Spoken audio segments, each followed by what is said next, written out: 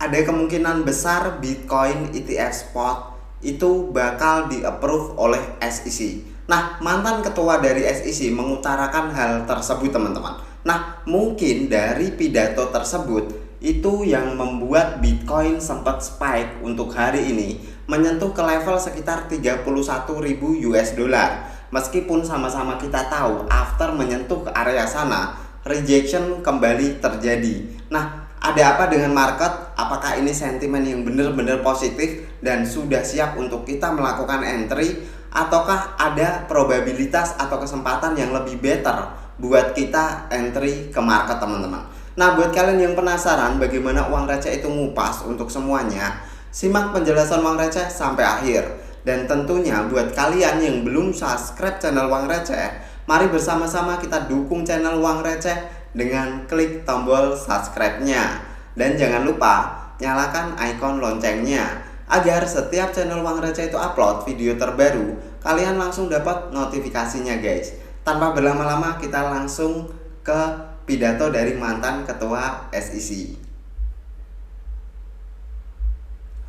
Nah, teman-teman, ini berita dari Watcher Guru. Di sini itu menginformasikan former SEC chairman say spot Bitcoin ETF shall be approved, yang kurang lebih untuk artinya kemungkinan besar atau harusnya Bitcoin ETF spot itu disetujui oleh SEC. Nah, nanti Uang Receh akan kupas beberapa alasan yang menurut Uang Receh pribadi masuk akal dengan narasi tersebut, teman-teman. Sebelum itu kita dengarkan sebentar untuk video dari mantan ketua SEC.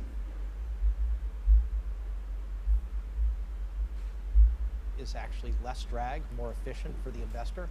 So if there's not that delta in regulation, not that delta in what I could say efficacy, the spot should be approved. That's the argument that's going on right now.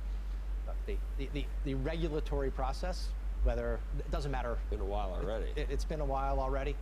What I would say is this: if they're right, that you can demonstrate that the spot market has similar efficacy to the futures market, it would be hard to resist approving a Bitcoin ETF.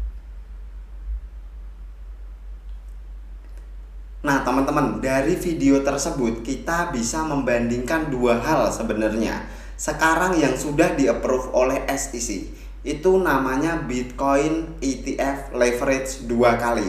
Dan menurut Uang Receh pribadi, kalau benar-benar SEC itu menginginkan yang namanya investor di Amerika Serikat itu dananya aman, tidak berada di investasi yang high volatile, ini sebenarnya SEC sudah melakukan kesalahan besar, teman-teman, dengan meng-approve yang namanya Bitcoin ETF leverage, di mana sama-sama kita tahu antara Bitcoin ETF leverage dengan Bitcoin ETF spot itu sama-sama yang diperdagangkan sebenarnya adalah kontrak dari Bitcoin. Tapi untuk futures leverage ini tanpa backup dari Bitcoin itu sendiri, teman-teman. Sedangkan untuk Bitcoin ETF spot ini di backup oleh Bitcoin. Artinya buat kalian yang beli di leverage, kalian hanya beli yang namanya kontraknya saja, teman-teman. Sedangkan buat kalian yang beli di Bitcoin ETF spot, nantinya kalian sama saja mendapatkan sebuah Bitcoin atau surat kepemilikan dari Bitcoin tersebut. Nah, makanya BlackRock itu menggandeng yang namanya perusahaan Coinbase sebagai kustodian atau penyedia jasa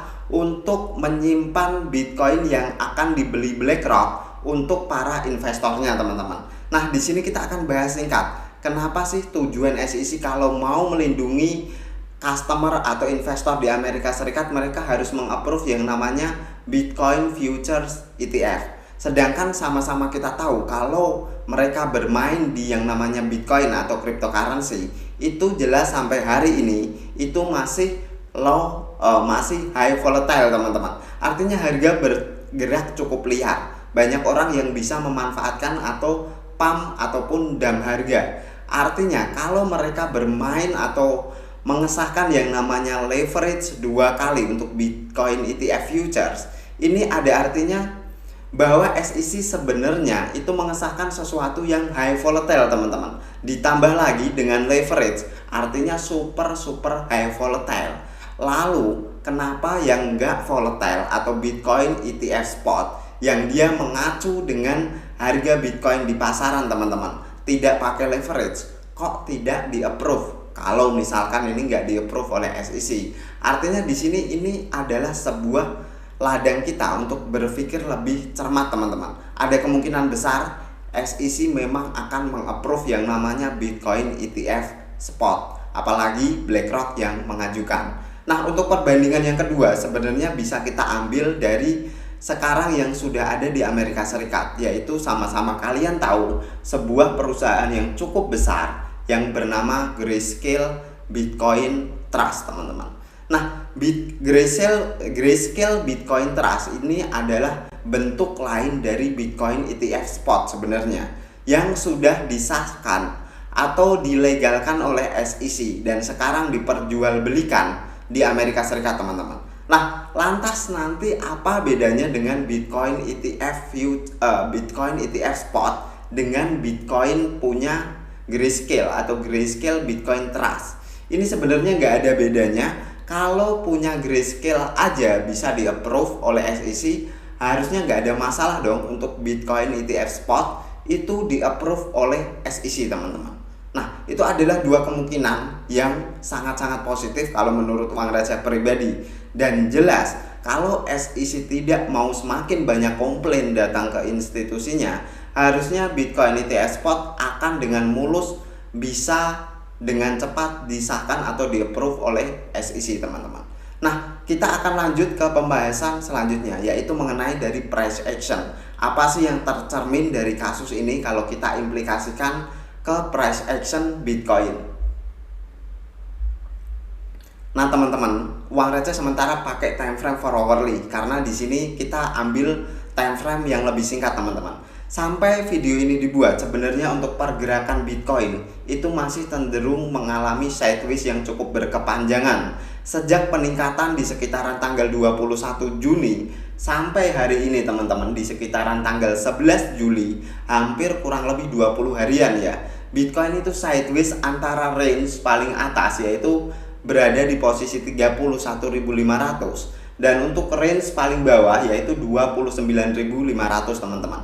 Nah, pergerakan sideways yang cukup panjang ini dari Bitcoin, hal ini mengindikasikan bahwa para investor, para retail, para whales itu sedang wait and see atau sedang menunggu. Nah, menunggu pasti akan ada kabar atau berita, baik itu berita mau itu berita baik ataupun itu berita buruk, teman-teman. Nah, hal ini yang harus kita lihat. Kalau candlestick itu sideways dalam jangka waktu yang cukup lama, artinya ada hal yang ditunggu, mau itu baik ataupun buruk, teman-teman. Nah, kita harus belajar ya, teman-teman, seperti itu untuk analoginya.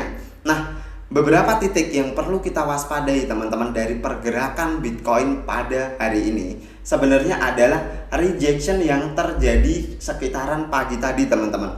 Bitcoin itu sempat pump menyentuh ke level 31.000 lagi, dan after itu kita melihat candle merah itu hampir menelan untuk candle hijau sebelumnya, meskipun tidak jadi tertelan secara full, teman-teman. Nah, ini mengindikasikan apa? Sebenarnya secara candlestick kita sedang tertekan oleh seller. Muncul pertanda yaitu pattern yang namanya bearish, teman-teman, atau bearish engulfing istilahnya kalau dalam dunia trading. Tapi sekali lagi, kita nggak hanya bisa trading berdasarkan pattern, karena selama ini pattern memang cukup bagus buat analisis kita di saat kita mau menentukan untuk membeli sebuah aset di harga berapa. Tapi tidak selamanya pattern itu bisa kita pakai, teman-teman.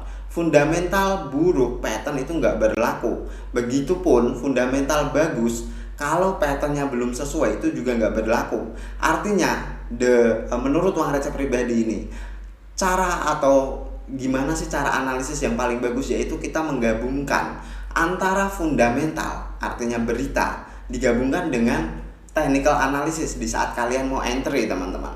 Tapi ini sebenarnya semuanya nggak berlaku buat kalian para investor yang mainnya jangka panjang. Kalian cukup beli, hold, cukup beli, hold, cukup beli, dan hold, teman-teman. Dan nanti kalian akan mencapai yang namanya average purchasing. Kalian membeli di harga tengah-tengah, dan di saat Bitcoin ATH, keuntungan kalian akan sangat banyak banget buat kalian para investor. Nah, menurut uang receh pribadi dari candlestick ini sebenarnya tercermin bahwa Bitcoin masih tertekan oleh seller. beberapa titik untuk bawahnya yang perlu kita waspadai, yaitu jika Bitcoin itu drop ke bawah bahkan sampai menyentuh ke bagian bawah dari trendline sideways-nya. Artinya titik support yang perlu kita pantau itu berada di posisi 29.500 teman-teman dalam time frame 4 hourly.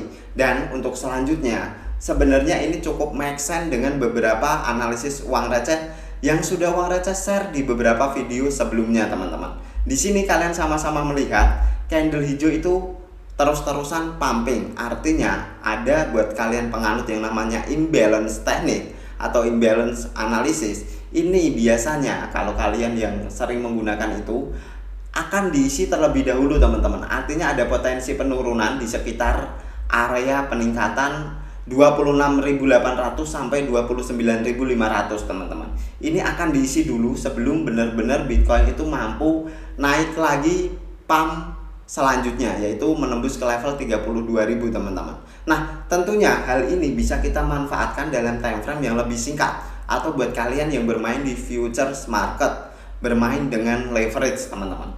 Nah, ada beberapa probability yang menurut uang receh bisa kalian manfaatkan di saat nanti terjadi drop down untuk Bitcoin. Kita tunggu apakah sekitaran area 29.500 ini mampu mempertahankan pergerakan harganya ataukah lolos begitu saja dan penurunan terjadi dengan sangat impulsif. Artinya mungkin kita harus berjaga-jaga di sekitaran level 26.800 sampai 27.000-an teman-teman. Karena berkaca dari pergerakan sebelumnya, ini sempat terjadi konsolidasi sebentar dan Bitcoin melanjutkan sesi penguatan. Artinya di sekitaran area ini itu terdapat demand atau support yang membantu mempertahankan pergerakan Bitcoin. Nah, untuk bagian atasnya, untuk resisten bagian atasnya, uang receh cukup consider bahwa di sekitaran area 32.000 ini masih menjadi resisten yang cukup major untuk pergerakan Bitcoin teman-teman. Bitcoin belum bisa dikatakan benar-benar bullish versi uang receh itu kalau belum bisa nembus untuk level 32.000, karena level 32.000 itu cukup keramat dan menjadi tahanan di beberapa pergerakan tahun lalu teman-teman, sebelum Bitcoin itu jatuh di kasus Do Kwon Terra Luna. Nah, sekian dulu untuk video kali ini. Kesimpulan dari video ini, hal-hal yang ditunggu teman-teman, Bitcoin ETF spot sebentar lagi akan diumumkan dan sekelumnya kemungkinan besar akan diterima. Hal ini berkaca dari SEC sudah mengesahkan yang namanya Bitcoin ETF leverage atau Bitcoin ETF futures. Dan tentunya kalau Grayscale bisa, kenapa Bitcoin ETF spot yang diusung oleh BlackRock kok tidak bisa? Itu akan menjadi pertanyaan besar buat para yang benci atau yang mungkin kontra ya teman-teman, bisa dibilang bukan benci sih, kontra dengan SEC. Nah, untuk pendapat yang kedua di time frame singkat ini teman-teman, uang receh ngomongnya Bitcoin sekarang masih tertekan oleh seller. Kita tunggu saat terbaik mungkin akan terjadi koreksi ke sekitaran 29.500 atau bahkan 28.000 atau 27.000. Kalau Bitcoin sampai ke area sana, itu adalah opportunity yang lebih bagus buat kita melakukan akumulasi atau pembelian teman-teman. Asalkan Bitcoin tidak lolos dari support di bagian bawahnya, yaitu di sekitaran 24.800. Kalau Bitcoin sampai lolos ke area ini teman-teman, uang receh akan berganti dari bullish menjadi bearish. Karena apa? Akan terbentuk yang namanya lower low di time frame yang lebih besar. Ini udah uang receh bahas di beberapa video yang lalu. Thank you for watching till the end. See you on the next video.